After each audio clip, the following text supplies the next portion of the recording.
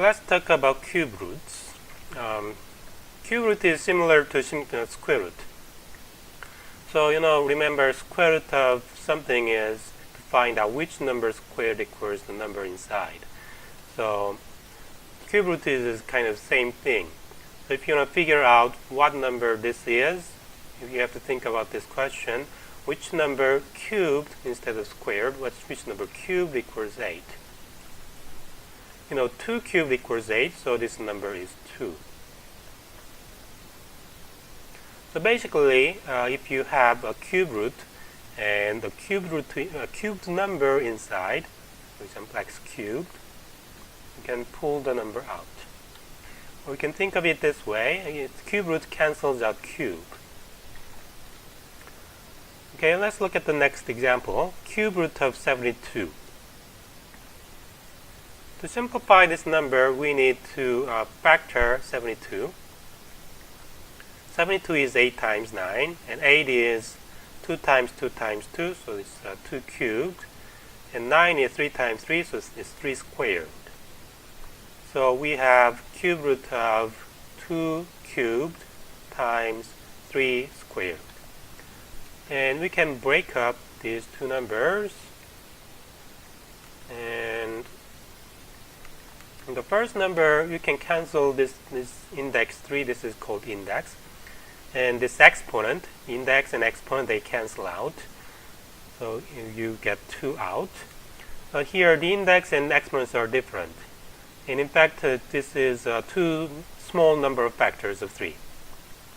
So they have to stay inside the radical sign, and this is 2 times cube root of 9. Okay, let's do one more example of cube root. What if the number is negative? What about negative 125? 125 is, if you divide this by 5, it is 5 times 25. And 25 is 5 squared, so this is 5 times 5.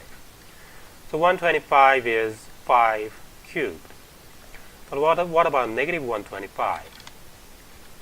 Well, negative 125 is in fact negative 5 cubed.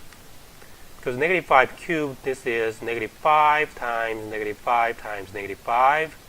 And 3 negative signs make this negative sign, and 5 times 5 times 5 is 125. So this cube root is cube root of negative 5 cubed, so that's negative 5. You should here notice that this does not work, this negative thing does not work for square root. For example, if you have square root of negative 4, this is not simplified. In fact, this is not a real number. This is not a real number. And it's something called a complex number. We are going to study complex numbers later on. But the thing is, see, 4 is, 2 squared. But negative 4 is not, this is not negative 2 squared. Because negative 2 squared is negative 2 times negative 2. And if you have a product of 2 negative numbers, that is a positive number. So this is 4, not negative 4. So this is not real. Okay, let's do the next example. Now you see this number 4, this is the 4th root. If you have number 3, this is 3rd root, and this is 4th root. And that number is the 3 and 4, they are called indexes. The idea is basically the same. If you have 64, what is 64? It is 8 times 8. Okay, each 8 is 2 times 2 times 2.